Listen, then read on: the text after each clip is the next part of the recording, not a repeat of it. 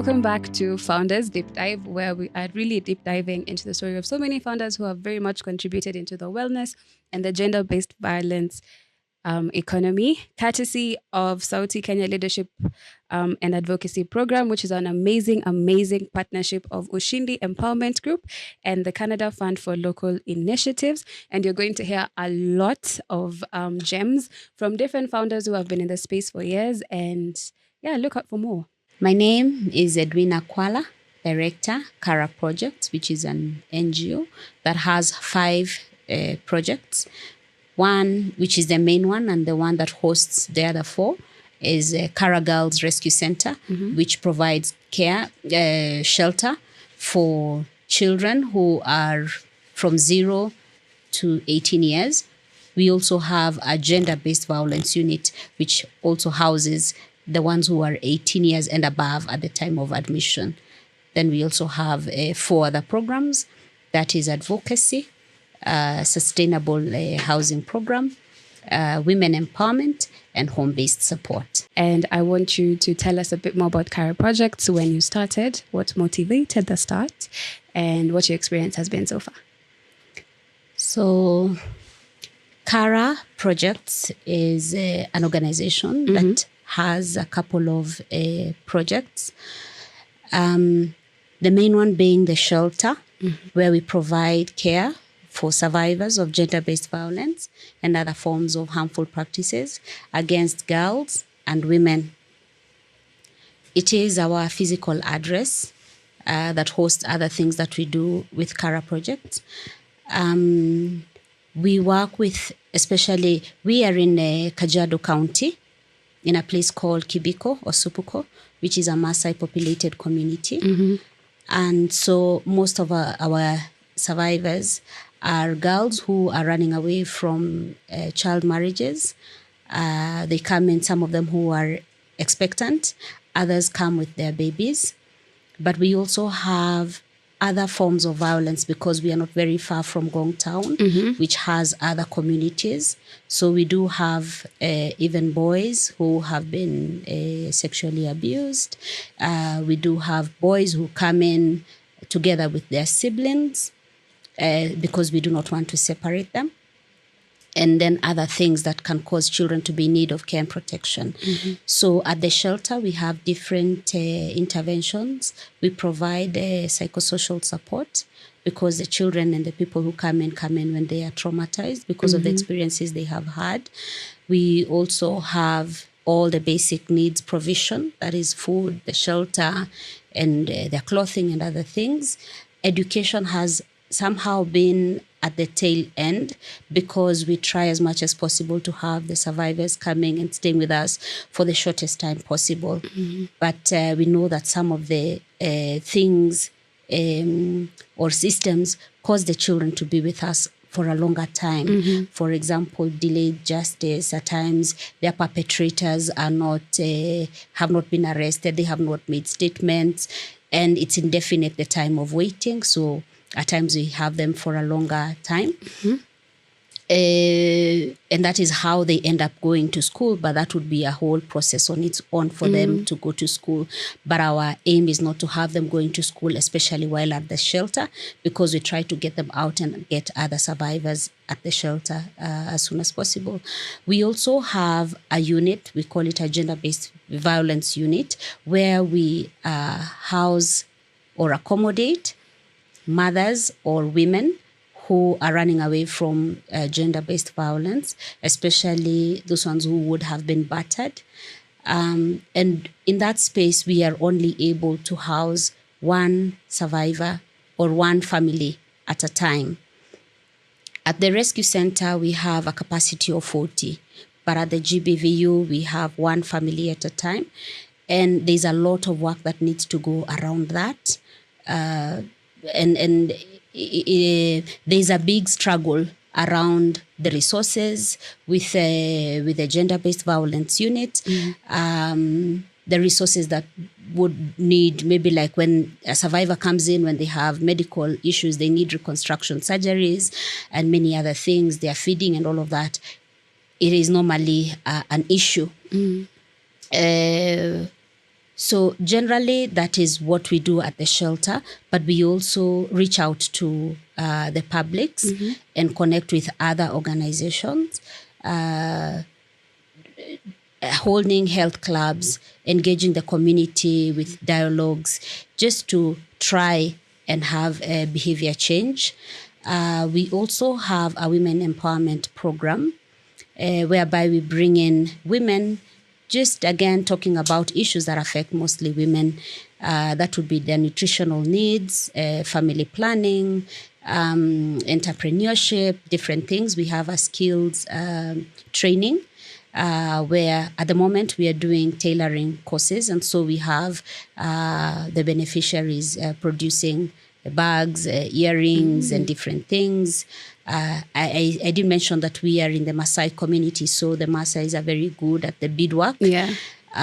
But there's also need to diversify, and that's why we have the tailoring so that you can also have the bags and other things. That came after Corona. The need for that came after Corona. We also have what can I call it? There's a project that we do, horizontal gardens, where every woman who comes in is encouraged to have their own horizontal garden in front of their doorsteps and manage it instead of just waiting to buy every time and they have everything that it takes.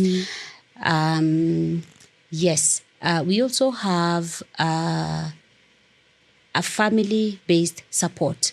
Now that I mentioned that we have the children or the survivors being with us for the shortest time possible, we do follow up with them at home because some of them, when they're ready to go back, they still need for their educational needs to be supported. Others, they need their health needs to be supported. And that is how we are able to follow them up at home. For the girls who have run away from child marriages, the only sure way to make sure that they are safe is to ensure that they are in school. And that is why there is a reason or there is a need for them to be supported for their academics. Medical-wise, at times you find issues like diabetes. There's some children who need to continue accessing epilepsy drugs or ARVs. And so we do support in this way. And there is a team that follows up to make sure at least that is being done. Of course, there's so many challenges around that. There's a lot more that can be done. We don't feel like we are doing enough, but we can only do what we can do. It's funny you say you don't feel like you're doing enough, but you've articulated so much that you're able to do as one organization. And how big is your team? We have 9 staff at the shelter, and that would include everyone from security to caregiver to social worker to admin. But we also have volunteers. We also have a team of counselors who come to support individual cases. Okay. We also have support staff who work in the income generating activities, and those ones who also work with the women in the community. The ones would be doing the skills lab and like the vertical gardens and things like that. But that would be on a project basis. Okay. Yes, but the everyday staff, we do have 9. 9. Okay. Yes. So what inspired the name Cara Projects? We do have wonderful people from Ireland who have been a great support to us. At times I shy away from talking about them because there has been a perception that when there is somebody who's not an African in the group, then it means you're sorted You're financially. doing well. But clearly we are not doing well. We need a lot of support in terms of education and health. But yes, the name came from them. They're the ones who suggested, because we came up with a name Friend, and then we translated it into Irish because of the friendship. So Cara means friend in Gaelic. Oh, okay, that's very lovely. That's a very lovely backstory to the name. Yeah. So what inspired the start of Cara Projects? So Cara Projects was started in the Maasai community, as I mentioned.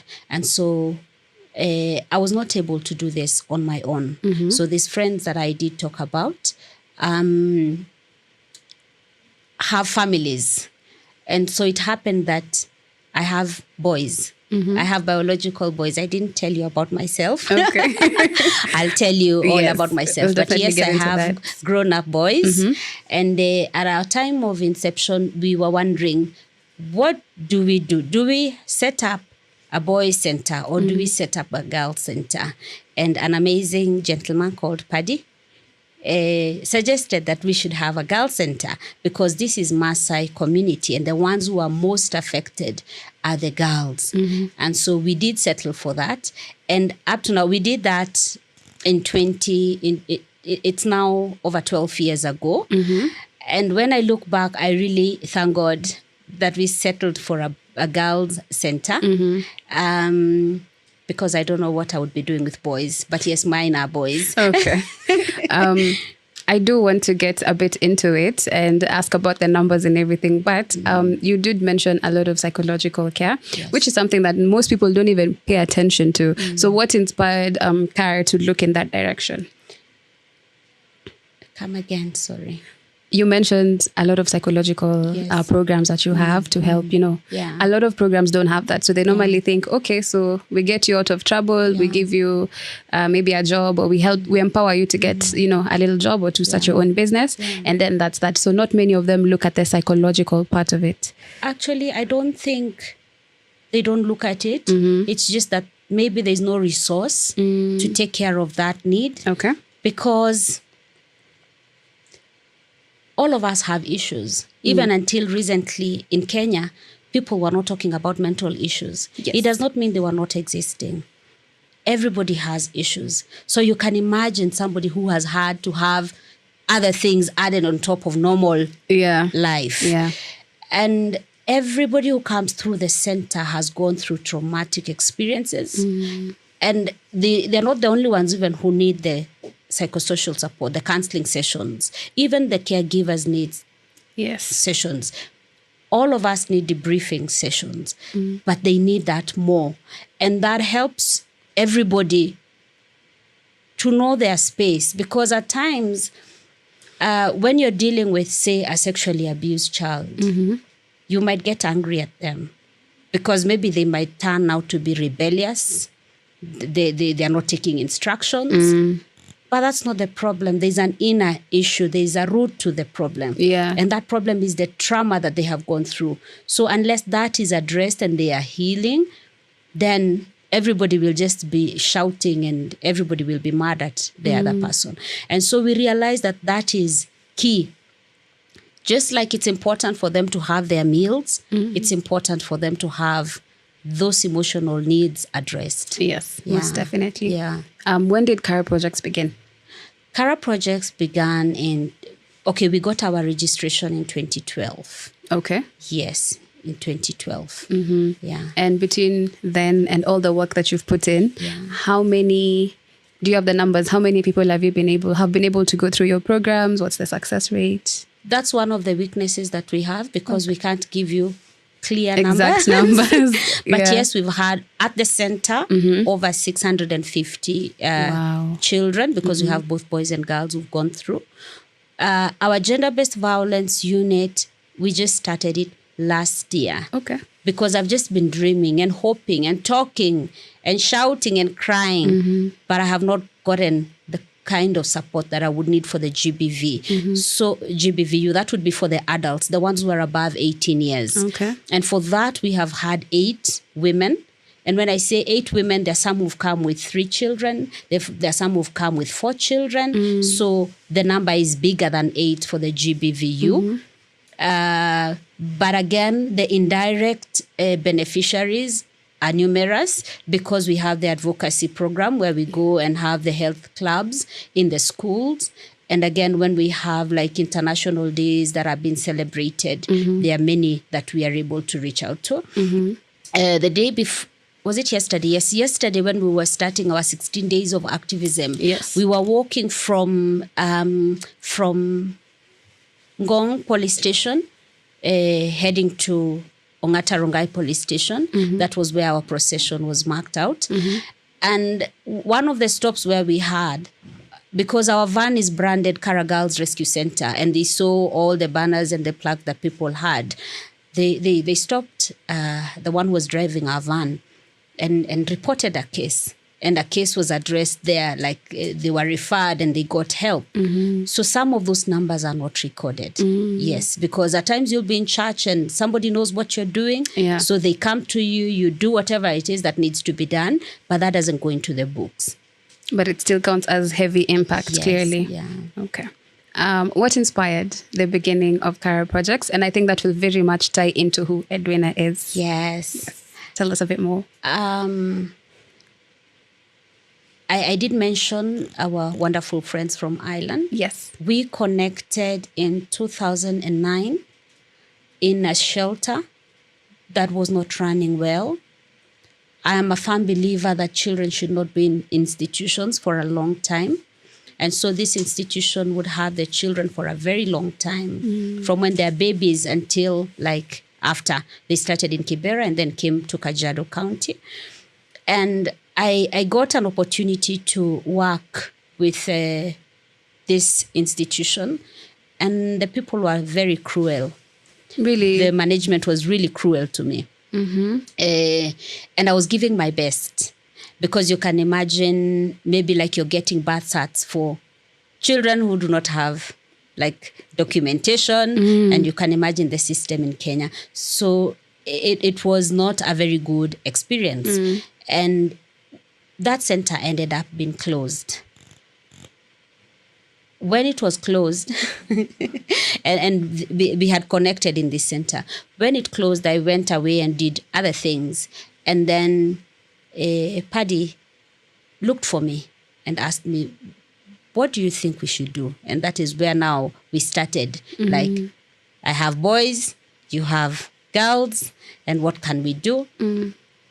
And so one way that we fundraise is by bringing in volunteers from different places who would come for 2 weeks, and then they can come and do whatever and connect with the locals and support in whichever way. And so that year, after the volunteer trip, because we needed to have a team going somewhere. So when we connected with the volunteers, immediately after, we now settled down and agreed, Edwina, because you are in Kenya, you will do whatever it is that you love most. Go and put everything together, put the documentation, the policies, everything, our vision, our mission, everything. And then we will go back and also try and fundraise, talk to our family, because it's not a big thing, because they're just simple people who want to do good things.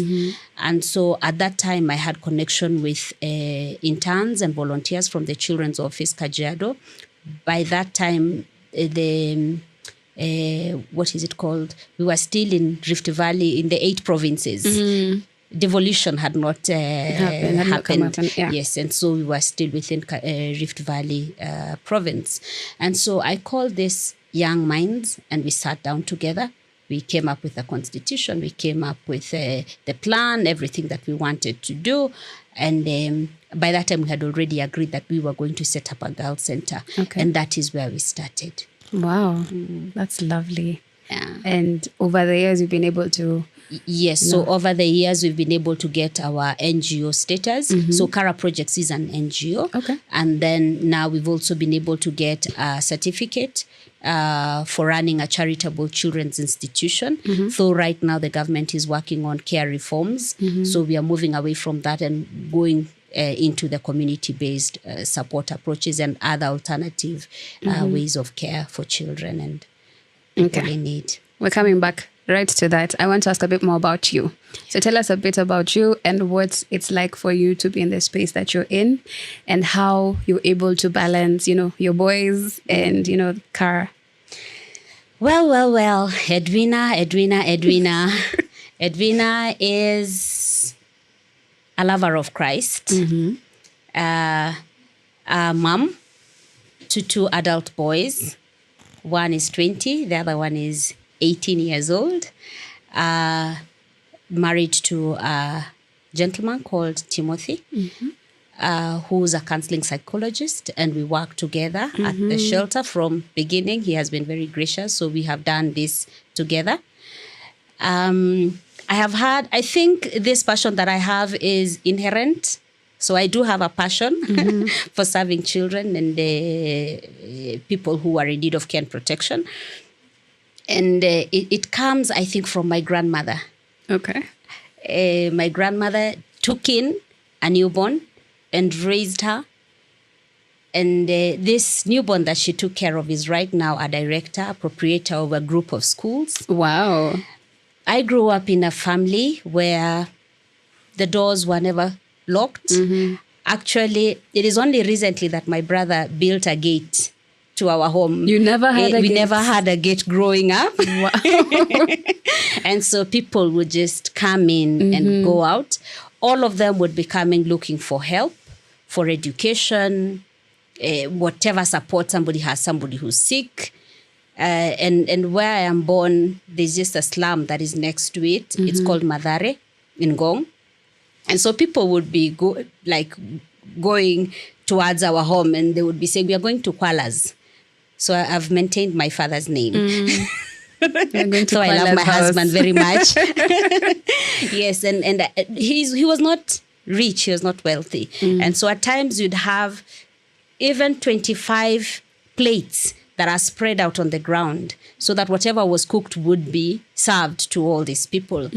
And not the ones who would be coming from Madare. So that would mean we have so many people who are camping at our home. We'd have, I never at one time grew in a normal family where you have mother, father, children, brothers and sisters. Yeah.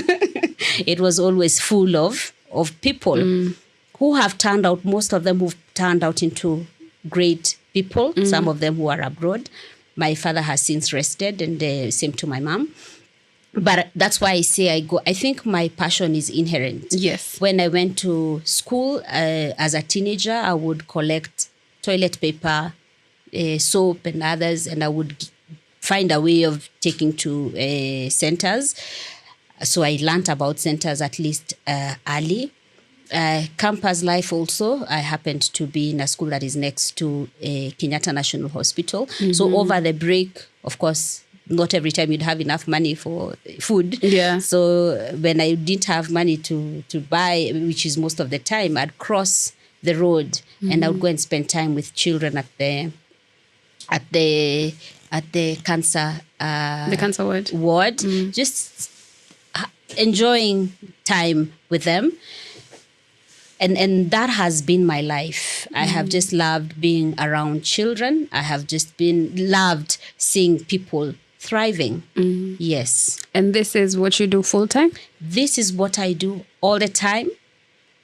I was in a meeting another day and we were asked, why do you do what you do? And I took a time just to self-reflect and wonder, do I do what I do because of my parents, my grandparents, for my survival?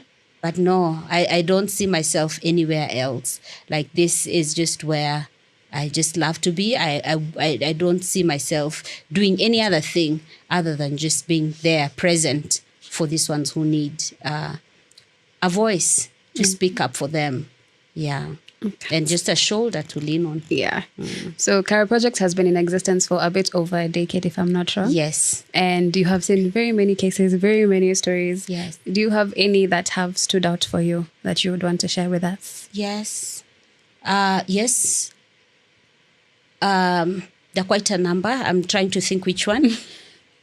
And I'll pick on the one that is not a girl. Okay. We have a boy that came to us when he was, I don't even exactly know his age because he's just a unique boy. And when he was placed with us, it was a case of sodomy, but the charge sheet indicated neglect. The person who is claimed to have sodomized him is his father. So after some time, the father was let loose because it is neglect. And when you go and present your case well, and say, nilikuwa chini, sasa niko sawa, I'll now take care of my children, the magistrate can let that one pass. And it's not the fault of the magistrate, it is what is indicated in the charge sheet. And this boy, when he came, I remember it was on a Friday. And he was brought in by the children officer. And the children officer requested, please, Edwina, just hold this boy for the weekend. And then on Monday, we'll figure out what happens. And when Monday came, we went around looking for a center. Because when he came, he couldn't sit up. He everything around his spine was just wrong and his body. So he was just lying. Even sitting up was an issue. And so Monday came and we went out with the children officer because she did come. And we went around looking for centers around Kajiado North now, but by then it was not Kajiado North. And we couldn't find a place that would take in. Okay, we did find a shelter, and that shelter had a mixture of people with severe disability who are drooling, all ages, from small babies all the way to old men, both men, like male and female. And I told this children officer, no, I don't think this is the place to leave this child. It's not a conducive environment. I don't think it is the right place. And so I understand. And of course, I have seen that we have tried. And there's nothing that we can do. Yes, we are not a boys' center, but we have the people who are there to take care of this one. Because he was okay mentally, but it's only that his physique was messed up. And so this boy, I told you that we do host volunteers as a way of fundraising. So fortunately, there was a lady from Netherlands who was at the center, who came around that time. And I just explained to her, I don't know what is happening here. I don't know what to do with this one. But I think the first thing we need to do is take him for an examination so that the doctors at least can explain or even give us whatever we are supposed to do. So we went to Kijabe, and fortunately she allowed us to go to Cure because we were using her funds, her resources. Cure International is just next to Kijabe Hospital. And so at Kijabe, of course, the examinations were done. We were told that we'll need a couple of surgeries, and there's a possibility that this boy would never walk because he was really messed up. Cutting the story short, he has gone through over 8 surgeries. He is now able to walk. Not straight, but he is able to walk. When we see him walking, we are able to celebrate. And the best thing about him, he is thought to be Kikuyu because he has his names that show that he is Kikuyu. But we've been able to get a foster family for him in Amanyata. So right now he has a family. He has been really assimilated or whatever it is that you can say. Yes, he is really loved. He has found a mom. He has found a father. He has found a whole village because you know how I'm Maasai and Kalenjin. So you know how Maasais live as a community. Yeah. So he's doing well. He's had his ups and downs because there are times he would really go down and even have suicidal thoughts because of his physique. He was not able to. He's now 16 years old, but he's not very tall. He's hardly a meter tall. Yes, and so that is one of the cases that keep me going. Yes. Okay. And you've mentioned that, but how does that make you feel? As you continue working through Cara Projects? It energizes me to press on and want to have more involvement even of others because there is something that everybody can do. Yeah. Yes. Okay. This is 16 days of activism, yes, right? And there's a lot that people who are not in your position don't know. There might be things we're doing wrong or things that we don't know that would make your work easier, you as Cara and the rest easier. So what can I want to use the term general public, what can the general public do or what should we know to make, your work easier? The lady before you mentioned how we need to put perpetrators to the book. So what can we do? We need to create more awareness, even from the definition of gender. yesterday when we were doing our procession, there's somebody who was asking, na sisi wanaume mumejitetea nyinyi wamama sana, wamama kila saa, na sisi wanaume. But gender has everybody. It has men, it has women, it has boys and girls. All of us are in that term. And the awareness that needs to be created is about people owning up.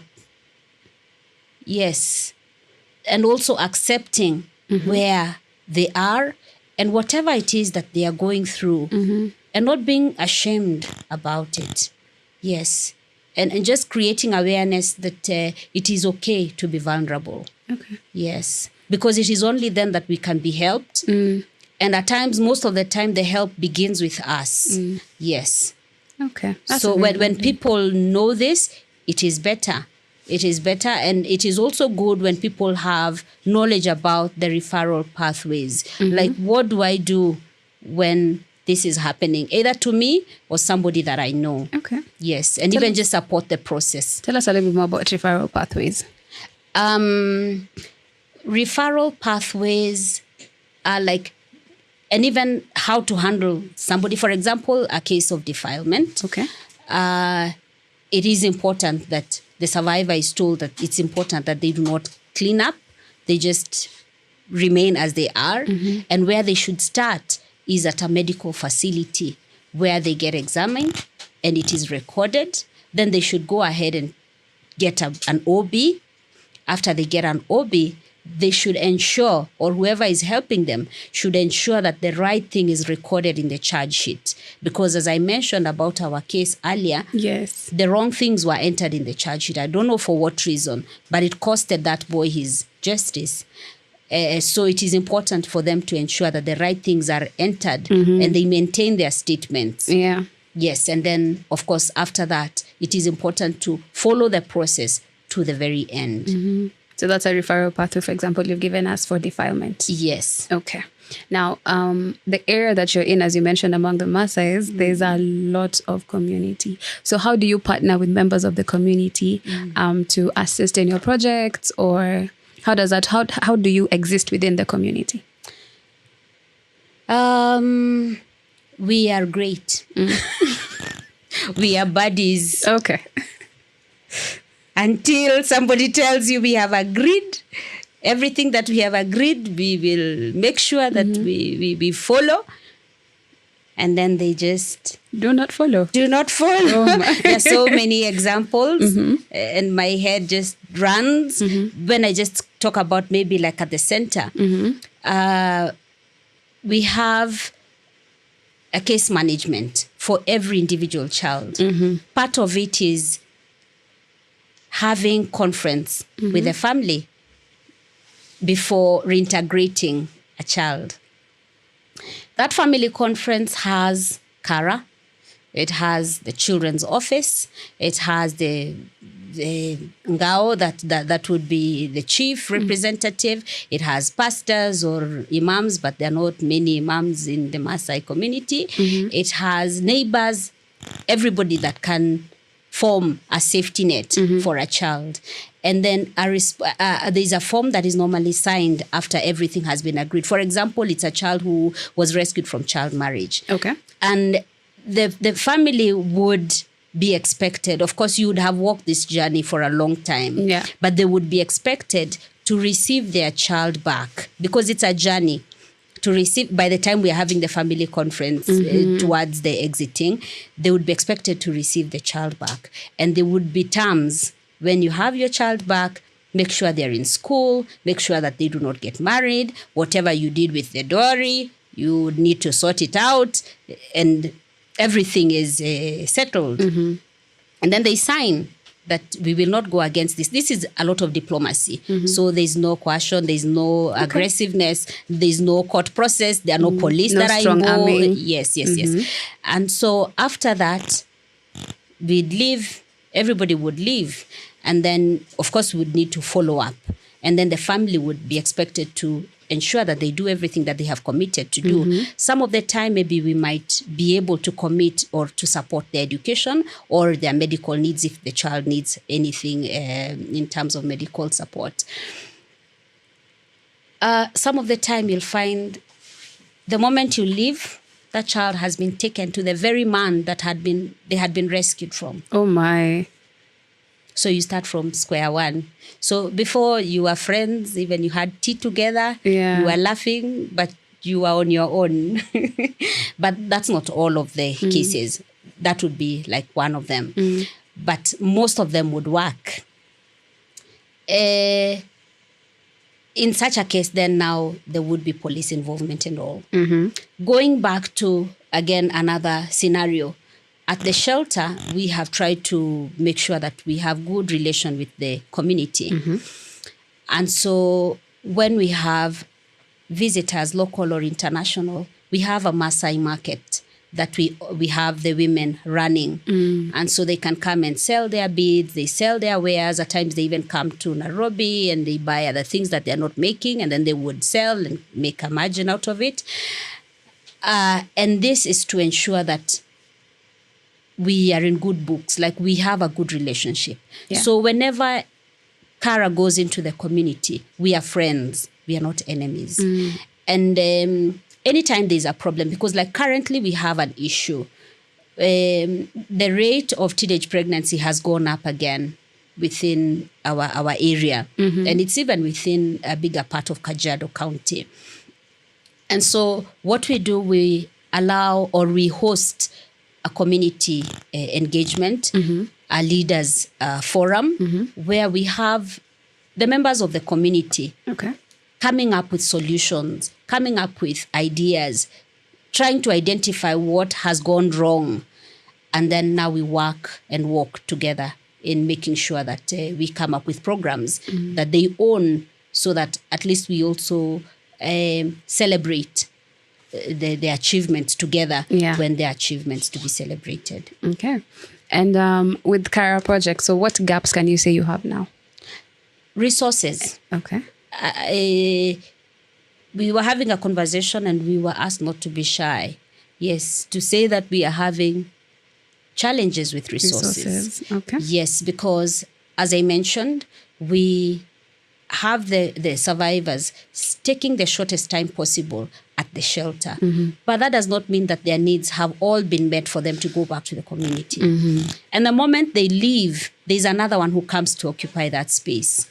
So the need grows. There's no moment of rest. No. Yeah. Okay. We even have a clock that says 24/7. So we are just running and Always running. on rotation. Yes, until you stop breathing. Okay. So resources. Yes. So resources are needed. And the kind of resources that would be needed would be those ones that are geared towards sustainability. Okay. Yes. What would that look like? That would look like a social entrepreneurship. Okay. Where we are able to generate our own funds. So supporting in the income generating activities, supporting in programs that would go beyond the once-off support that might be that might have been the norm. Okay. Now let's get back to where we are now today. What inspired you to sign up for the program that you're currently in? There's so many things. I have not been good with my socials. Yes. I need a lot of help in so many things, and especially organizational strengthening. I need help in resource mobilization. I also enjoy, and I've really enjoyed the time that we have had, even if we've just been here for one day and yesterday evening. I really enjoy being among my peers so that we can have cross-learning and just sharing experiences and just crying together and laughing together and just encouraging each other that it is well and it will be well. Yeah, even if at times it feels like we are not moving, like there's nothing that we are doing, there's no impact. Yeah. And at the end of the program, what do you hope to achieve? I hope to be a better team leader. Okay. I hope to have grown my network. I hope to have been better in resource mobilizing. I pray that I will be better with my socials. Okay. Yes. That's lovely. And for the person who is not here, who is still in your field of work, what would you tell them? Or what word of encouragement would you give them? I wish they could just join us wherever they are, because this can be a lonely journey if you do it alone. And when it comes to dealing with societal problems, you can never do them alone, because most of the cases that we have supported, what has rescued us is referral. So it goes like in a circle. So if you're alone, it means there's no one to complete your circle. Yeah. So it would be good to just find out the networks that are there among them and then speak up. Yes, for themselves and for the survivors of violence. Okay. As you have been also told to speak up about... Actually, do you know that is biblical? Yes, that is in Judges 19. There was a concubine who had been killed. And when she was killed after being raped throughout the night until dawn, and then she was cut into pieces, into 12 pieces. And her pieces were distributed in all the 12 tribes of Israel. And at the very last clause of Judges 19, it says, speak up, just as it is, speak up. Yes, because the Israelites were being told, speak up, because this has never happened. But we are seeing that in Kiseri and in Kajiado, a woman was raped and cut into pieces. Yeah. So, yeah, we need to speak up. Okay. And on days when it gets heavy for you, on days where you are like, okay, so I need to breathe. What's your form of release?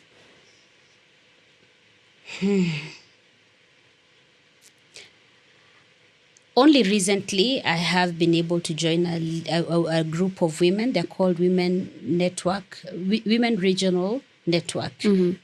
They're about peacekeeping. Okay. And it is said that you cannot give peace if you do not have peace yourself. Yes. And so we've just been spending time on ourselves and just taking time retreating from all the noise. That is something that is very important that I just started recently. But previously, I didn't have anything. And thank God I didn't break down. But I also love traveling. Okay. Yes, I just love being on the road and just being out there, traveling and breathing the fresh air. What's the best part what's the best destination you've traveled to? There are that many. The best is Kanamai, Mombasa. Oh, wow. Okay. Yes, Kanamai. Yes. I've never known there's a place called that. Yes, in Kanamai. Coast. What area of coast is that? That is it Malindi? Is it Malindi? Yes. Malindi. And I'm horrible with places. But yes, there's a place called Kanamai. Yes, and we just got a space where the beach, the ocean was just hitting walls and the sound of the waves. And yes, that was the best place I have ever been to. Yeah. Okay. If anyone would want to reach you or Cara Projects, how can they do that? Did I talk about our socials? You said they're not doing too well. This is the testing time. Thank you. This is now the you're putting testing yourself time. into the fire. This is the testing time. But look out for us. You're changing. Yes, because you will get us when you look for us anywhere in Cara Projects from today henceforth. Yes. She has said herself. Yes. Okay. Yes. Cara Projects. Is there a number they can reach you on? My number? Okay. My number is 0726 678 436. Okay. And is there a helpline that you have for any cases, or if someone wants to approach you, or that's still the number that they reach out to? Actually, the number that I just said is my number. Okay. But there is a line, so it's not a toll-free line. It's 0724 316691. Okay. So either or, they'll be able to especially get the second. the second one. Okay. Sawa, sawa. And you have been in your space for so many years, and you have seen things, and you have done things, and you have had things. So what, I wouldn't put it as advice, but what would be your key takeaways from the years of experience that you've had? What I'll say what breaks my heart is watching survivors with disability being sexually abused. There's no clear plan for this category. We have a particular case of a girl. We've had quite a number of girls who've come in with with mental issues and having been abused. There's actually one who was able to fight a perpetrator, and she came running and got into bed. And when we followed to find out what happened, we found there was a girl, similar age, 9 years old, who had been abused at that moment. And she was even bleeding. So we took her to Nairobi Women. But this one was able to run with disability. That's why I think there is God in heaven. Of course, it doesn't mean he was not there for this 9-year-old. Yes. But there's even that other one that was rescued. And when examined, she was found with a condom inside of her body. Of course, she didn't know what was happening.